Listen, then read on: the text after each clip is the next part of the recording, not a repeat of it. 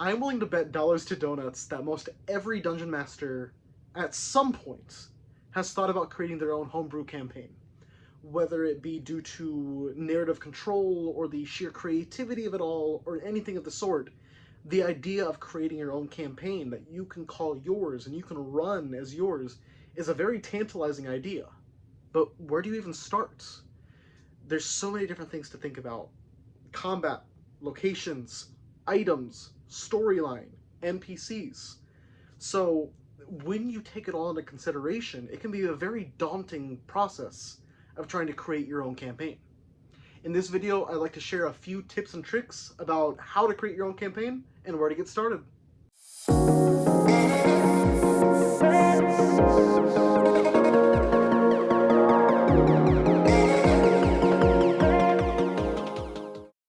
So right off the bat, I do want to temper expectations in terms of size of your campaign. So when I first started out as a dungeon master and I was creating my first ever campaign, I wanted some big extravagant thing that was going to take years for my players to play through, some grandiose story on the level of Lord of the Rings. And so while I was this young, freshly minded dungeon master, I was thinking of all these different ways that I could have my campaign play out, all these different things to worry about. But when I started getting into the nitty gritty of it all, I started realizing that I had bit off much more than I could chew. When comparing all these different pieces of information to one another, it was way too much for me to keep up with, and so I struggled because I'd never done it before. So when you were creating your first campaign, or even your second or third as a dungeon master, I would recommend you start small. So maybe consider it your campaign taking place in, let's say, a singular building or in a singular town. Rather than having your game last months or years, consider it taking place over a day or a week. By doing so, you can get a taste of what dungeon mastering is really like. You can keep it short and sweet, so you get a little bit of everything and you understand what you're doing, so that when you develop your skills, when you start developing yourself as a dungeon master, then you can start creating campaigns that have a larger location and an overall larger time frame.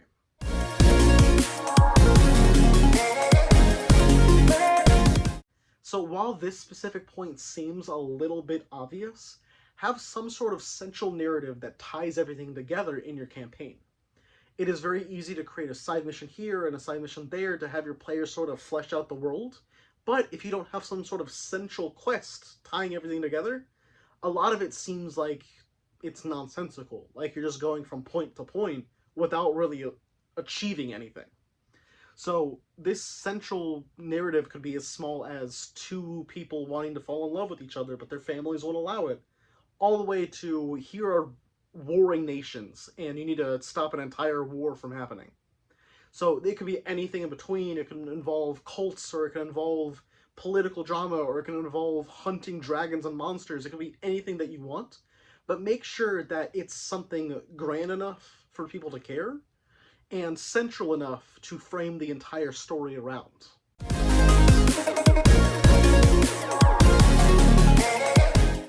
When you're designing your campaign, you need locations. These could be cities, landscapes, monuments, things of the like.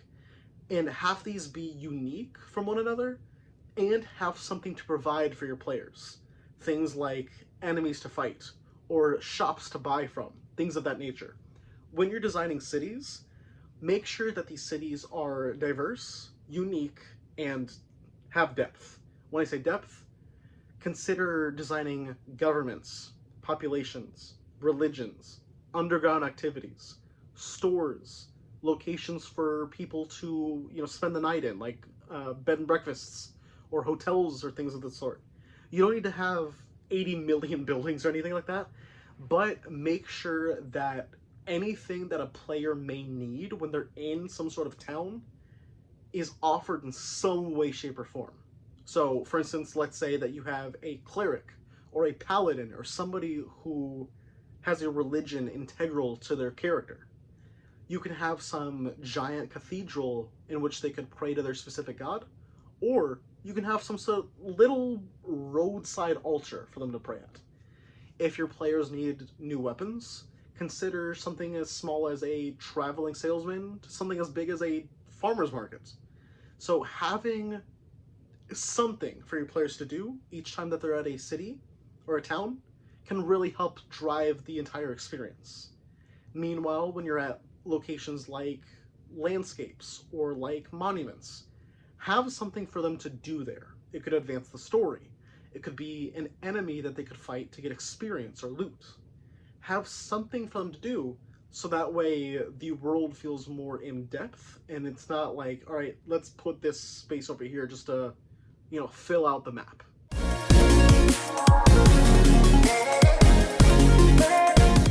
NPCs are my favorite to create because there's so much that you can do with them, and you don't need to be some sort of professional actor or voice actor to add variety. So when you're creating NPCs, non-playable characters, make sure that they have some sort of purpose. Rather than just creating a guy, make sure that the guy in question is a shopkeeper, or is somebody who can contribute to the overall narrative of the story you're trying to tell. Rather than adding random people and then saying, all right, this is this guy, this is that guy, having them serve some sort of role, something as big as being the main villain, to something as small as, all right, this guy is going to run this local stand at this farmer's market, can really flesh out the world much the same as locations could. What also makes NPCs fun is that you get to voice them, and again, you don't need to be a professional actor, you can just put on a little voice like that, and call it a day. That's really where I find the fun out of it, is that you can just mess around and just have fun. But make sure that when you're creating your NPCs, have some sort of name for them. It can be something really fancy, or it can be, this is Bob. And then also make sure that they have some sort of role, some sort of reason for why they're named and in your story. By doing that, you can, again, flesh out the world and make it feel like it's actively lived in.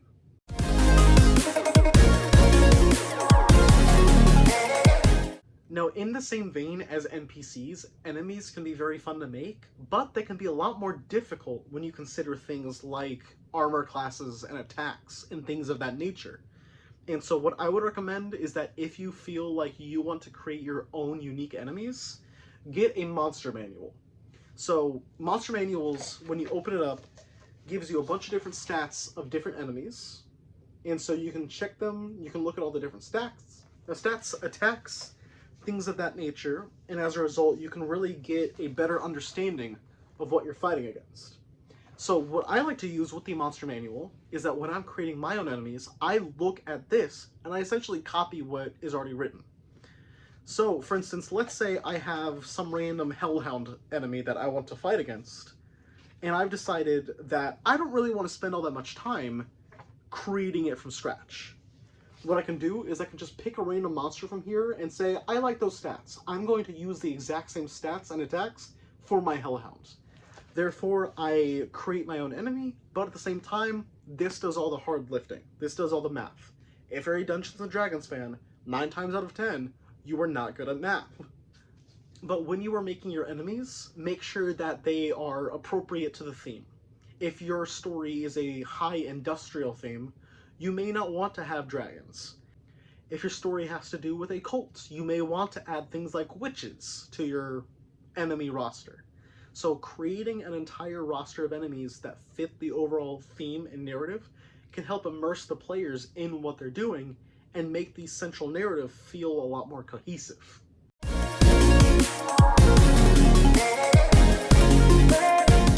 There are certain items, like the Bag of Holding, for instance, that are just essential to Dungeons & Dragons. That no matter what, people who may not even play Dungeons & Dragons know what it is. But what about all the other items that you want to add to your overall narrative? What do you do with them?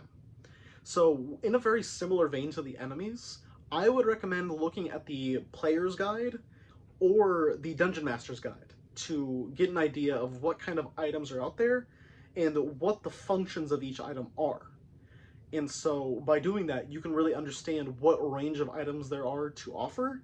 And if you want to create your own items, you can really understand what the guidelines are. So I know that magic items are a really big thing for D&D players. Maybe look into all these different magic items that are official D&D items so you can understand what they do and why they matter, so that when you create your own items, yours would make more sense. When you look into all the items that your players will need to carry with them during their campaign, such as weapons and armor and potions and things of the like, if you want to create your own, make sure they make sense in context. I know that when I first started creating my first campaign, my items were insanely strong. I had swords that could do like 100 damage per slice, and armor that was practically invincible. But then when I started creating enemies, I realized my players would be much too powerful, and my enemies would be jokes. So then I took it way to the other way, where my items were essentially useless and the players would get destroyed almost immediately. So when you're creating your items, have fun with them, make sure that they are consistent with the story you're trying to tell, and also make sure that they are not going to either kill your players or make your characters way too strong. If you're trying to have your characters, fight an ancient deity, make sure you have strong weapons so that they can, hold their might. But if they're fighting some guy, you may not want to have some sort of sword that can, cut through the 9 layers of hell. So overall, make sure that your items are balanced, make sense to the overall narrative, and make sure that they're diverse and fun. That way the players can have something that is memorable in a sort of fashion that is also fair.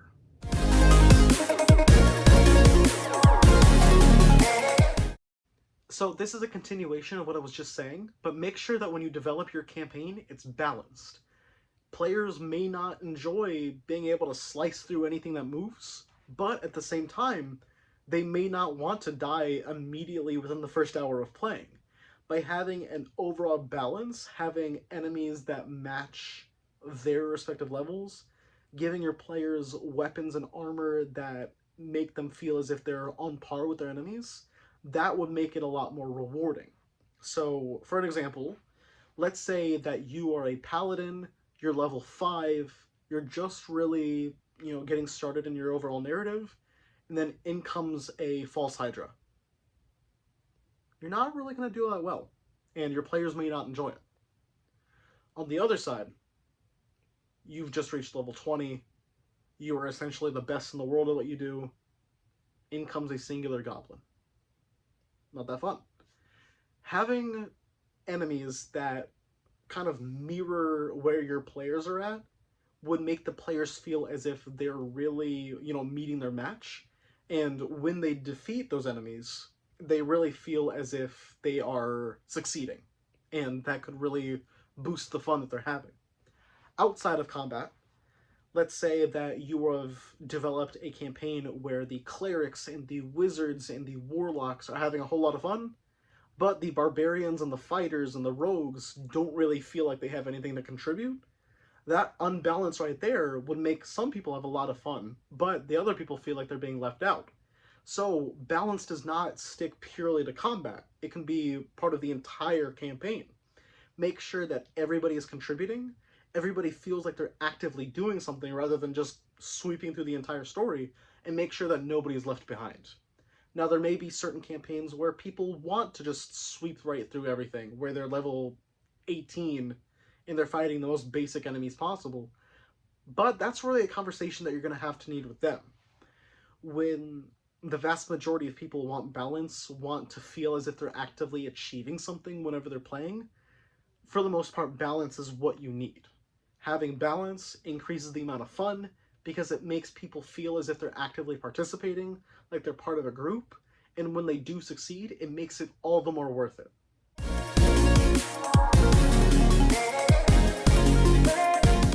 So by far, the most important thing I'm going to talk about in this video is to learn to change things on the fly.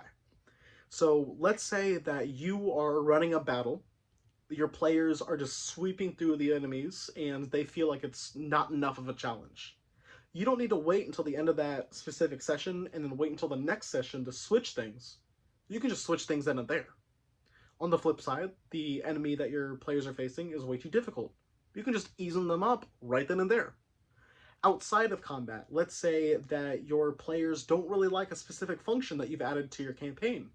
You don't need to keep that until the end of the session. You can just switch it right then and there.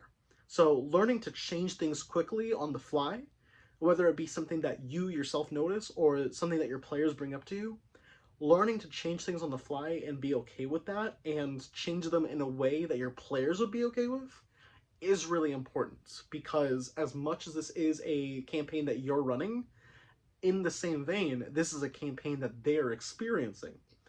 So overall, making sure that your players have their voices heard and making sure that your players are properly focusing on the campaign in a way that you want them to focus in on is a really good idea.